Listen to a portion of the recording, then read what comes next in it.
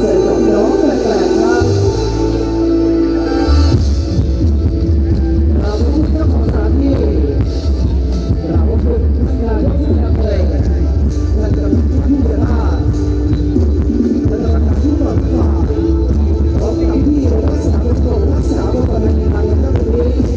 ที่เสียสละเวลาที่ค่ารักษาประโยชน์ให้กับน้องแฟนเพลงได้รับชมผลการแสดงของสาวน้อยเสียงโชคแล้วก็การจัดทีมของสัปดาห์ที่ความสุขครับแต่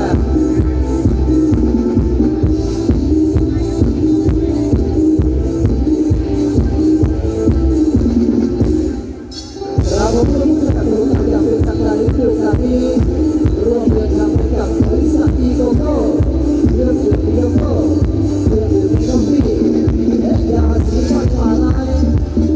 ที่อยู่ผู้สนับสนุนจากเป็นสัปดาห์ของศิลปินหมอลำเสียงของผู้สปอร์ตเชฟด้วยดูแบบนี้ก็แต่ศิลปินหมอลำเสียงของผู้สปอร์ตเชฟวันนี้ไม่มีศิลปินที่จะบอกคุณแต่นอกจากเสียงร้องเสียงรำและผลงานการทำเพื่อตอบแทนพระคุณแฟนขอให้แฟนมีความสุขในการรับชมในเรื่องนี้มีอุตสาห์แทนก็แต่ก็มีเรา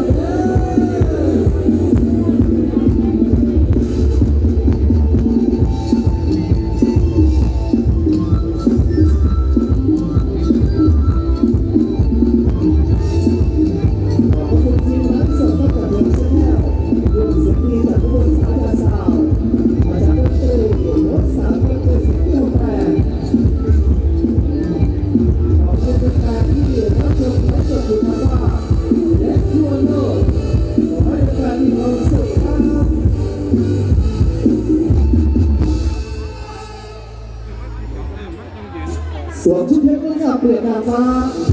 ชักจุดตาผ้าชิ้นชมสมผู้หญิง